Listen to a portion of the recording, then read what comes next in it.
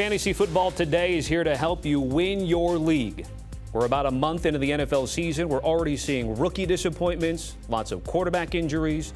That's what matchups are for. They're key to figuring out who to start and who to leave on your bench. Geno Smith is Jamey Eisenberg's start of the week after going with Jordan Mason a week ago. Raiders host the Bears in Las Vegas with a total in the mid-40s. Geno 3-0 in terms of touchdowns versus interceptions in week 3 after an 0-3 TD INT. Week 2. Been sacked though a lot this year, 12 times. That's second most in the NFL. You see the numbers right there. Nobody had Geno Smith as a top 12 quarterback a week ago, but the matchup now has them in the top 10. Let's discuss Geno Smith with Jamey Eisenberg, Dave Richard, and Heath Cummings. So, how did we get to Jamey Eisenberg's start of the week? I mean, I knew I was going to be sitting up here with you, so Raiders fan, get to sing. It's just a perfect combination, but it's a perfect combination taking on the Bears. That's the best part of it, is Geno Smith coming off a very strong game last week, as we saw against the Commanders. And I'm going to guess if CeeDee Lamb was there, Dak Prescott would have continued the woes against the Bears defense. He only had 13.7 fantasy points in that matchup because he lost his best wide receiver. Well, we might be getting some great news because Brock Bowers practicing in full. So Geno might have his best receiving option at full strength, but he found another guy in Trey Tucker. Jacoby Myers bounces back after the bad game last week. I do think Ashton Genty's going to run against this defense, so that's something to keep in mind here. But with the way that the first two matchups went for Chicago, J.J. McCarthy really in a quarter, obviously Jared Goff in the full game. Those two quarterbacks beat up this defense. I think Geno Smith follows suit. You mentioned the defense, and the matchup is huge. Chicago started to play more zone coverage, and their pass rush really hasn't been great all year. They kind of got going in the second half last week against Dallas, but Dallas without CeeDee Lamb, different type of situation. When Geno is comfortable, you will see him take some downfield shots. And you saw it last week. It was kind of in garbage time, and you saw it in week 1. But the other touchdowns that Trey Tucker had last week were red zone touchdowns. Those were on-the-money throws from Geno Smith. I don't know if I necessarily feel comfortable having him as my QB7 this week, but the matchup is great. The Raiders desperate for a win. I think they get it, and I think Geno's the reason why. Tucker, very popular in the waiver wire. Sacks, are they a concern for you, Heath, when it comes to Geno? I don't think so against this defense. Okay. Against some defenses, it's going to be a problem. We saw the one bad game that he had against the Chargers. He wasn't exactly comfortable. But no, I think exactly what Dave said. You can keep him clean. I think it's really impressive, 277 yards per game when you've had Brock Bowers as Brock Bowers for basically 3 quarters this season. It could be the best game of the year for Geno. He's had a couple of pretty good ones already. Second in the NFL in passing yards, so it's a good start. Yeah, high volume for Geno, and you guys anticipate more of the same this week. All right, in terms of starts this week, Jamey, why don't you take us through who you like here in week 4? I was torn on who to make the start of the week at quarterback because Jordan Love gets to take on the Cowboys, and it was a miserable game for him last week against the Browns, but this is kind of the opposite of that. Dallas defense is obviously not very good. I think Jordan Love may have a chance for his best game of the season. He's already had a 24-point game so far to date, so this should be a get-right game for this passing attack, really for the entire offense in Green Bay because they really struggled last week. No one will blame them just because of how good the Browns defense is. This should be a great game for Breece Hall. I was very skeptical of Hall coming into the season. He's been under 10 PPR points in 2 of 3 games so far this year. He needs a great game to sort of make fantasy managers comfortable with calling him a must-start guy. I think everybody's going to start him across the board, really, until he just has a lot of disasters in a row. But the Dolphins' defense clearly bad. J.K. Dobbins has been great through 3 games so far this season. I wish it was R.J. Harvey, but obviously Dobbins getting the job done. He's going to do great against the Bengals, as we saw last week with Jordan Mason. Love the setup for Jacoby Myers because, well, he gets to take on the Bears and should bounce back. So I know Trey Tucker was the guy last week, but I think Myers has a great opportunity here. And then Deebo Samuel, we do not expect to see Terry McLaurin. A.J. Terrell still out for the Falcons. I think that whether it's Marcus Mariota or Jaden Daniels, it's going to be good for Deebo Samuel. 2 of 3 games, he's been fantastic. Last week in the start with Mariota, not great, but I do think he bounces back this week against Atlanta. The hot topic in fantasy this week has been rookie running backs and the guys that are starting to be elevated. And we're starting to see backfields consolidate a little bit. So one of my starts is Cam Skattebo of the New York Giants. And this is going to be a different looking Giants offense as far as passing goes. Jackson Dart starting for them. But Cam Skattebo last week, 121 total yards and a touchdown. That was in a blowout loss against Kansas City. He also had 8 targets and 6 catches. That's crucial. This Chargers defense allowed 15.3 PPR PPR points to J.K. Dobbins last week.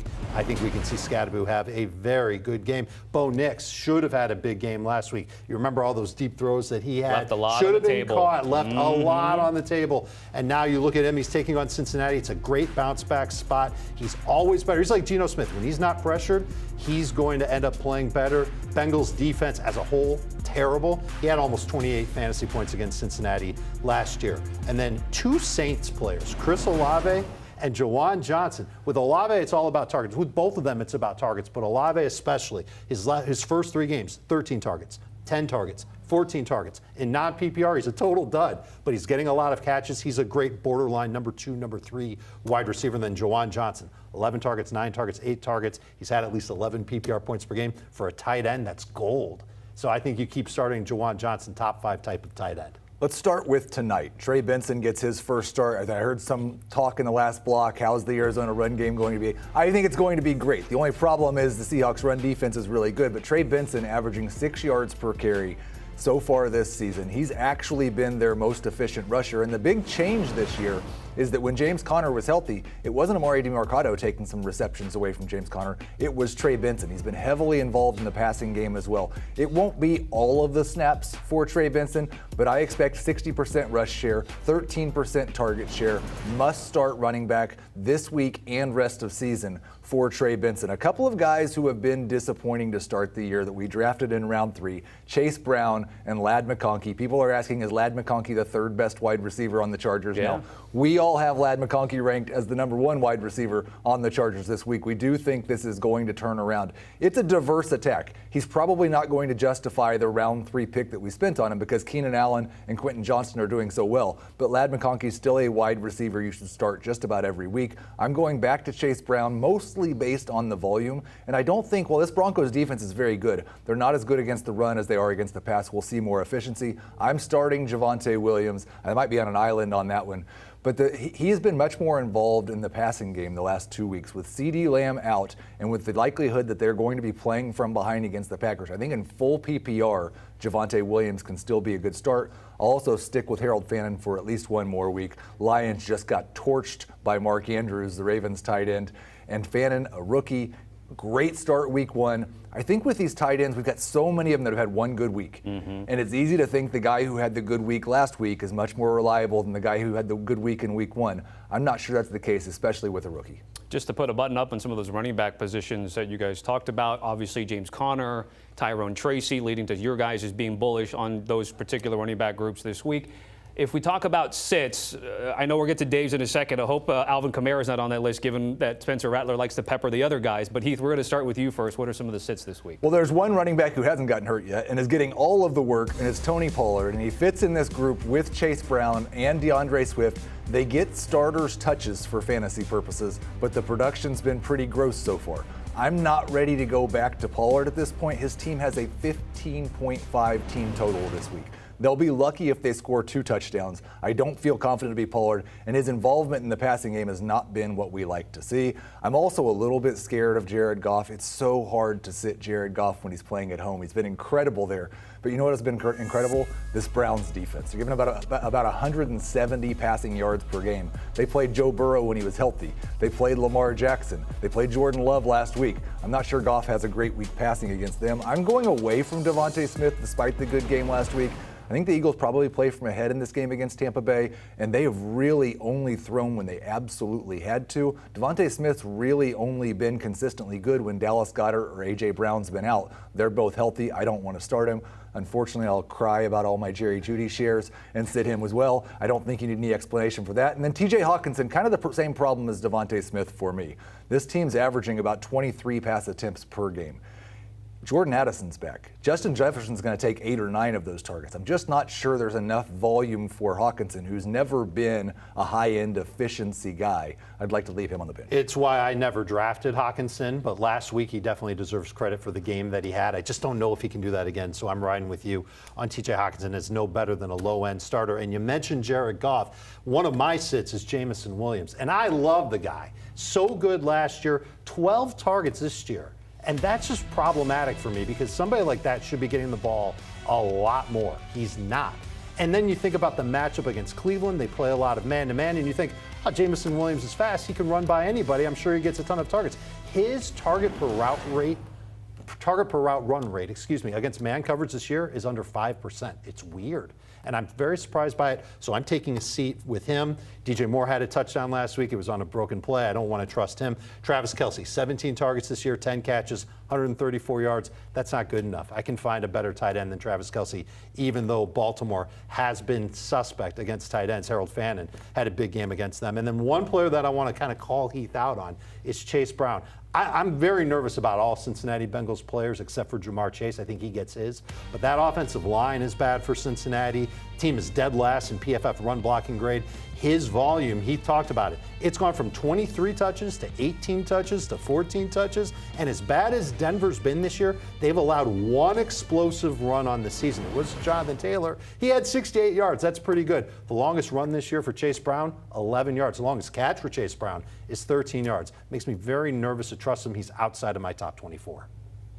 I mean, look, it's tough to bench some of these running backs when you draft them at a high level or they're performing at a high level. So I guess if we're calling everybody out here, I'm going to go against you and Javonte Williams here. I think just the case of what we're seeing, he's down 2 offensive linemen in this matchup against Green Bay. And what we've seen from the Packers is they've been very good against the run prior to facing Quinshon Judkins last week. And we saw it in week 1 for Javonte Williams. Touchdown dependent. Scored 2 touchdowns. Numbers on top of that wasn't great. What we saw last week, did not score a touchdown. 12.2 PPR points. I think he's going to have his worst game to date against this Packers defense based on the offensive line situation. Hopefully he does catch the ball, Heath, because I think that's what a lot of people are going to rely on.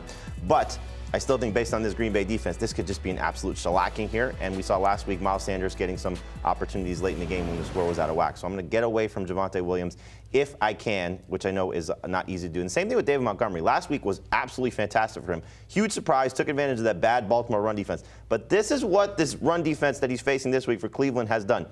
We love Chase Brown coming into the season. We obviously love Derrick Henry. We love Josh Jacobs. This Browns run defense has held those 3 running backs to 48 carries for 96 yards. I'm not good at math, but that's pretty terrible. So I'm going to try and get away from David Montgomery if I can this week.